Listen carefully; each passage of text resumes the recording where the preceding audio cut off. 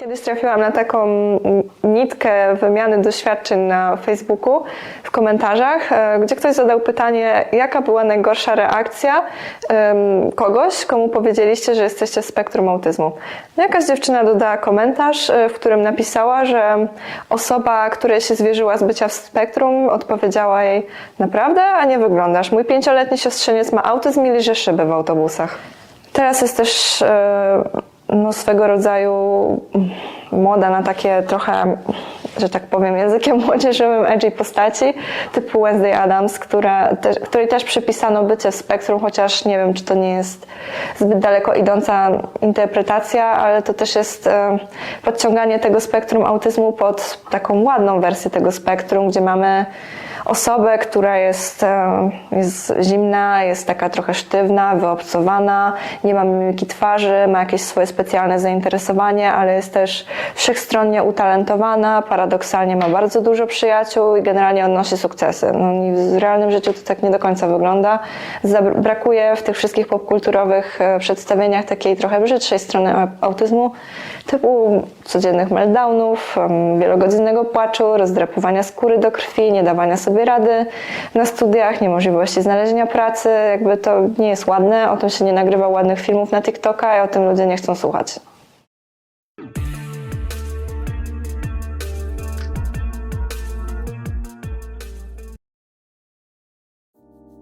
Jaki jest największy stereotyp, który słyszałaś o osobach z spektrum autyzmu?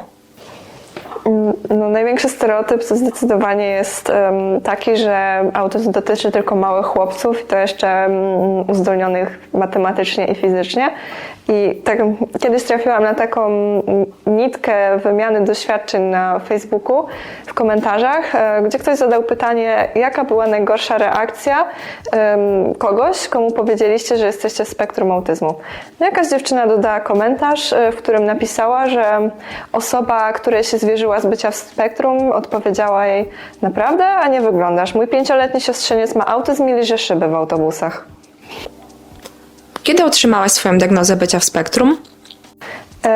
Moja diagnoza, pierwsze przypuszczenie, że mogę być w spektrum autyzmu, pojawiło się rok temu. Oczywiście po serii innych, mniej lub bardziej trafionych diagnoz. Na przykład depresję miałam zdiagnozowaną trafnie, ale już borderline'a nietrafnie. I nie było wiadomo też, skąd pewne moje trudności się biorą i no już musiałam być w dość mocnej depresji, żeby dopiero ktoś z osób kompetentnych pomyślał, że może faktycznie jest to spektrum autyzmu. Wcześniej kompletnie tego u siebie nie podejrzewałam i też trochę miałam w głowie ten właśnie pogląd, że to dotyczy głównie dzieci, głównie chłopców, ale im więcej potem o tym czytałam, tym bardziej też w historiach ludzi odnajdywałam siebie i tym bardziej czułam, że to jest w końcu ta trafna diagnoza, która mi pomoże i też nie czuć się jak kosmita wśród ludzi. Dlaczego uważamy, że autyzm dotyczy głównie małych chłopców? Z spektrum autyzmu jest ten problem, że kryteria diagnostyczne zostały stworzone głównie pod autyzm męski, który daje trochę inny obraz kliniczny niż ten autyzm kobiecy, ponieważ inne są zachowania i inne sposoby radzenia sobie ze swoimi trudnościami społecznymi.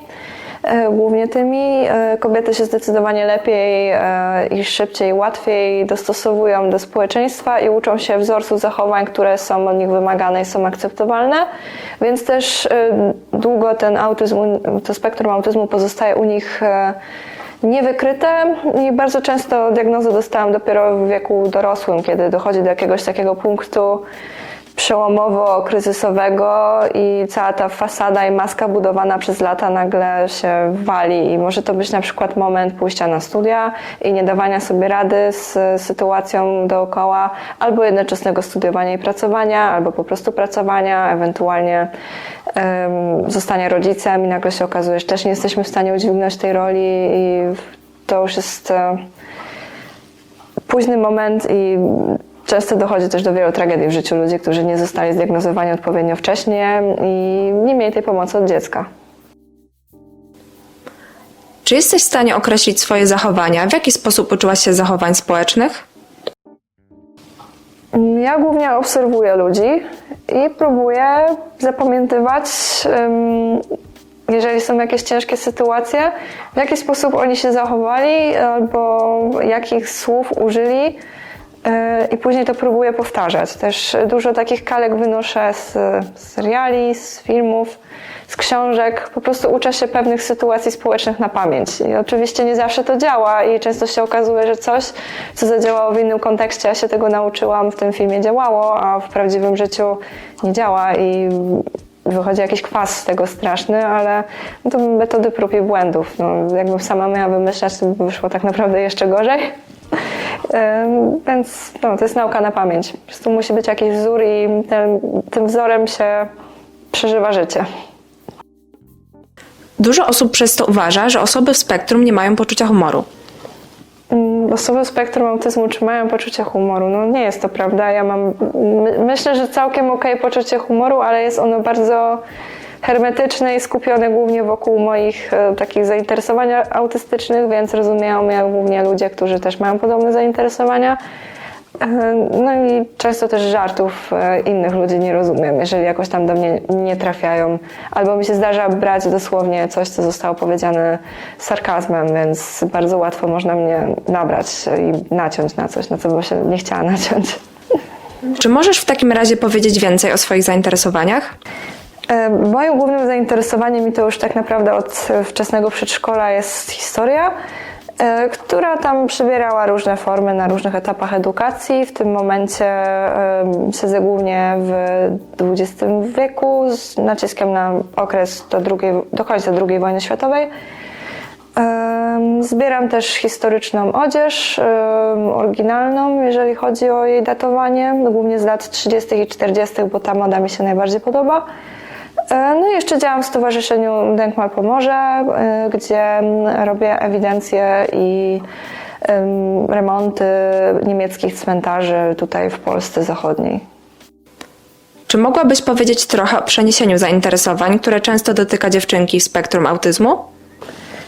Przez to, że kobiety się dobrze maskują, można u nich zauważyć takie przeniesienie fiksacji autystycznej na coś, co jest społecznie akceptowalne. Też jest coś takiego, że jeżeli mamy już nawet tego stereotypowego chłopca w spektrum i powiedzmy interesuje się informatyką i ma dobre predyspozycje do pracy w IT, to prawdopodobnie społeczeństwo będzie go pchało, żeby rozwijał ten talent już od dziecka. A jeżeli dziewczynka wykazuje jakieś takie zainteresowania, czy to nawet historię w moim przypadku, no to często się zdarza, że na różnych etapach nawet edukacji przez nauczycieli jest tak trochę tłamszona, bo nie są to jednak rewiry, które są uznawane tak u nas kulturowo za coś, czym się powinna dziewczyna interesować. Więc można to jakoś przetransformować. Na przykład moje właśnie hobby historyczne w pewnym momencie takiego trochę załamania przeszło właśnie w to zbieranie tej odzieży historycznej, bo moda jednak jest jakimś rewirem, który jest akceptowalny. Podobnie też bardzo lubię rysować, ale nie mam na to już kompletnie przestrzeni, więc to trochę przeniosłam na makijaż i zabawę właśnie kolorami nie na papierze, tylko na oczach. No ale to też jest bardzo duży problem społeczny, który później się przekłada na wykluczenie ekonomiczne i problemy na rynku pracy, ponieważ jeżeli ktoś miał za dziecka predyspozycję, żeby na przykład być świetnym archeologiem, a zostało w nim to zduszone, no to i nauczy się na przykład znaczy wkręci się w rzecz, która już nie jest społecznie akceptowalna dla jego płci, ale jest społecznie zbędna, na przykład makijaż, powiedzmy. Ciężko jest zostać dobrą makijażystką i z tego wyżyć. Więc niestety kobiety tu są na dużo gorszej, straconej pozycji, bo mają od dziecka podcinane skrzydła. No a też te autystyczne fiksacje mogą być przeróżne. Stereotypowo to na przykład jest to chłopiec, który siedzi cały dzień na dworcu i obserwuje pociągi i wie w ogóle wszystko o tych pociągach, zna cały rozkład jazdy na pamięć i po prostu chodząca encyklopedia pociągów z tej danej stacji. Komu to jest potrzebne w społeczeństwie? Specjalista od rozkładu jazdy stacji pociągów? No nikomu. A to są właśnie takie bardzo wąskie dziedziny, w których osoby spektrum naprawdę są w stanie zostać specjalistami, tylko my jako społeczeństwo nie umiemy tych specjalizacji wykorzystać. Skąd są w nas te stereotypy o osobach w spektrum autyzmu? Myślę, że stereotypy na temat osób z spektrum kreuje popkultura, pewien dyskurs, jakieś uprzedzenia, które wynosimy z różnych miejsc. Generalnie w Polsce jest dość duży problem, jeżeli chodzi o postrzeganie osób z zaburzeniami czy z chorobami psychicznymi. Mało mamy jako naród tolerancji i zrozumienia. Często się słyszy na przykład, że depresja to wymysły, że idź pobiegać, to ci przejdzie. Tak samo autyzm, jaki autyzm, teraz jest moda, żeby się tak diagnozować. Po prostu jesteś, nie wiem, leniwym człowiekiem, ogarnij się, weź się za siebie, więc no, mamy takie trochę skrzywione wyobrażenie, które trzeba naprawić i jakoś zbudować więcej empatii w ludziach. Czy w takim razie można obrażać się na osobę w spektrum autyzmu? W jakim sensie? Czy jeśli zachowa się ona w sposób społecznie nieakceptowalny, to w jaki sposób powinno się reagować?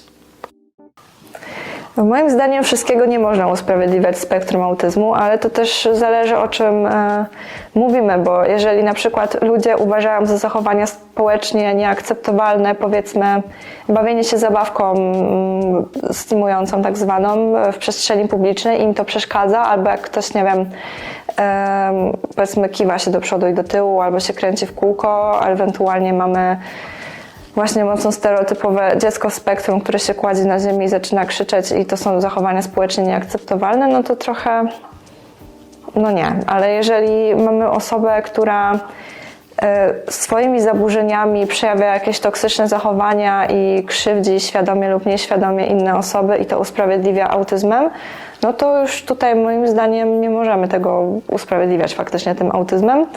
Tu mi się przypomniała na przykład taka też anegdota osoby, mężczyzny, który oszukiwał swoją żonę, bo nie będzie zmywał naczyń i za każdym razem jak musiał to zrobić, polewał sobie ręce domestosem, żeby wywołać sztucznie uczulenie i ją oszukiwał w ten sposób przez kilka lat.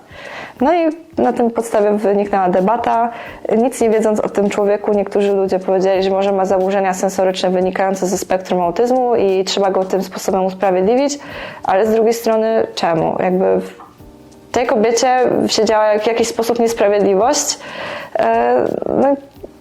No i też patrząc na statystyki, no, gdzie na przykład w tym kraju 1 na 10 mężczyzn pomaga w domu, a 90% chłopców z autyzmem jest zdiagnozowanych, to jaka jest szansa, że on akurat był niezdiagnozowany i o tym nie wiedział? Mała, więc nie każde zachowanie, szczególnie jeżeli to jest zachowanie przemocowe, można usprawiedliwiać zaburzeniem. W takim razie, jak oceniasz przedstawienie osób w spektrum autyzmu w popkulturze? Szczególnie właśnie w tych mroczniejszych inspiracjach? Jeżeli chodzi o popkulturę, to zdecydowanie autyzm jest przedstawiany bardzo stereotypowo. No, taki pierwszy z brzegu stereotyp, Sheldon z Teorii Wielkiego Podrywu, prostolinijny, mówiący o rzeczywistości takiej, jaka jest, oczywiście uzdolniony matematycznie i fizycznie mężczyzna, no to jakby też jest obraz spektrum, który my mamy w głowach, jak myślimy o osobie w spektrum. Wielogodzinnego płaczu, rozdrapywania skóry do krwi, nie dawania sobie rady na studiach, niemożliwości znalezienia pracy, jakby to nie jest ładne, o tym się nie nagrywa ładnych filmów na TikToka i o tym ludzie nie chcą słuchać. Czy w takim razie osoby w spektrum autyzmu są bardziej narażone na ryzyko popełnienia samobójstwa? Tak, osoby w spektrum autyzmu to jest zdecydowanie grupa, która jest narażona bardziej od reszty na popełnienie samobójstwa w końcu i wynika to i z braku diagnozy, i z braku opieki, z braku wsparcia systemowego. Też gdy nie mamy diagnozy i nie umiemy sobie poukładać jakoś życia pod nas, no to w końcu się rozwija depresja, lęki społeczne, fobie, nerwice i inne urocze rzeczy, których nie chcielibyśmy mieć w głowie.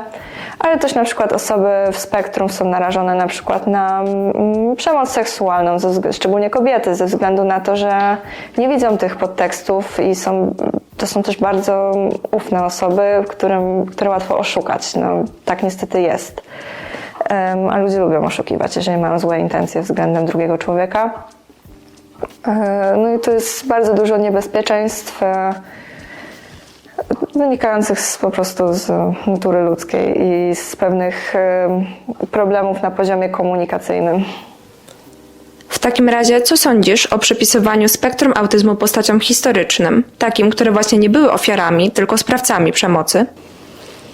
Mi się wydaje, że jeżeli z perspektywy roku 2023 czy jakiegokolwiek innego próbujemy znaleźć w zachowaniu kogokolwiek, nie wiem, seryjnych morderców albo innych zbrodniarzy, znamiona zachowań wskazujących na spektrum autyzmu, no to nie wiem, czy jesteśmy w stanie to zrobić tak naprawdę nie rozmawiając fizycznie z osobami, które są już na przykład martwe od 30 lat i możemy tylko na podstawie jakichś zachowanych materiałów źródłowych ocenić ich jako ludzi. Wydaje mi się, że to jest zbyt daleko idąca interpretacja, ponieważ jak już nie mamy człowieka przed sobą, no to nawet na papierze nie zostaje jego prawdziwy obraz, tylko pewna figura wykreowana przez kogoś, kto o nim napisał i po prostu ta figura ma jego twarz i jego nazwisko i można z tą figurą zrobić cokolwiek i poprowadzić ją w jakikolwiek dyskurs i potem użyć też jakkolwiek nam się podoba, więc tu bym bardzo uważała z takim wstecznym diagnozowaniem autyzmu u różnych ludzi. A spotkałaś się z tym? Albo spotykasz się z tym często? Że takie diagnozy gdzieś tam są omawiane? Ostatnio się spotkałam z tym, że się mówi o spektrum autyzmu w kontekście postaci Jeffrey'a Dahmera, bo wyszedł też nowy, kolejny głośny serial na Netflixie, czyli znowu popkultura tutaj odgrywa dużą rolę. Kim był to, wiadomo, seryjny morderca, jeden z najsłynniejszych z Ameryki. No i to jest dla mnie takie trochę... Ja też trafiłam na artykuły omawiające to, że postać Dahmera jest bardzo mocno fetyszyzowana, szczególnie w środowisku osób w wieku 15 lat, że nagrywa się o nim TikToki o treści, że Dahmer był słodki, ale to, co robił, to nie. I to jest cytat, który kiedyś znalazłam. Też bardzo mocno się patrzy na tę postać przez pryzmat aktora, tego, jak on odegrał tą rolę.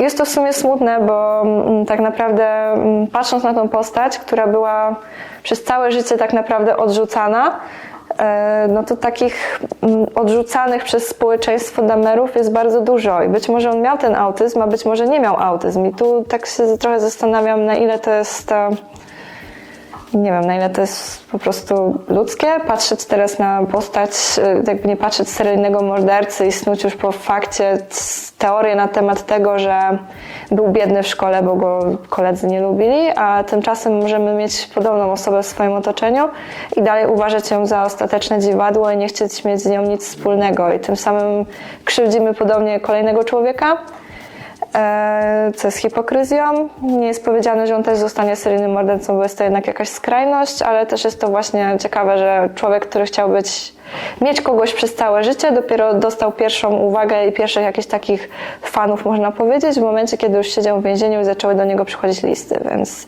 też niedobrze o nas świadczy jako o społeczeństwie, że ofiary są często przeźroczyste, a współczujemy katom i próbujemy ich usprawiedliwiać też różnymi wtórnymi diagnozami i zaburzeniami, które niby mają no właśnie usprawiedliwić to, co zrobili. Jeszcze inne pytania. Czy używki w jakiś inny sposób wpływają na osoby w spektrum? Czy jest jakaś różnica?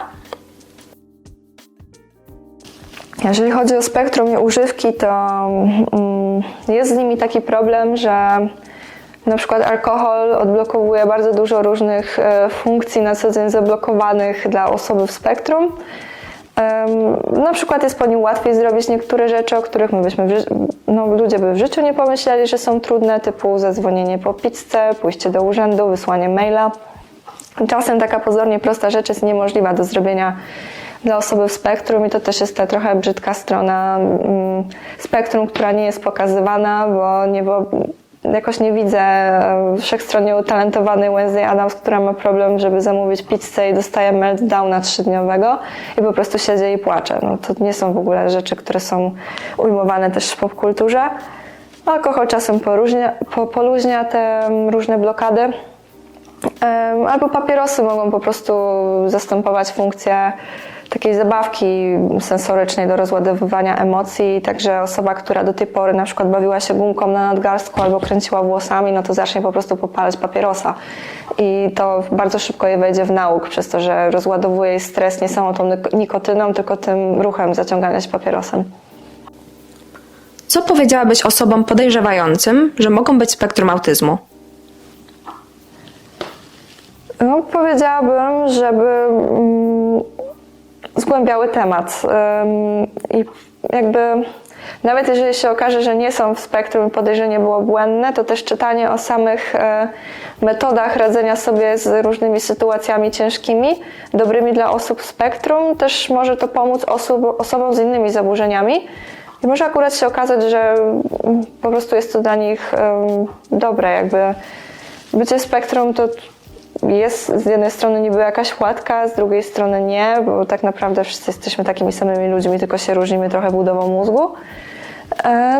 No ale warto ten temat zgłębiać. Warto też przy możliwości się zdiagnozować, chociaż wiem, że jest to trudne.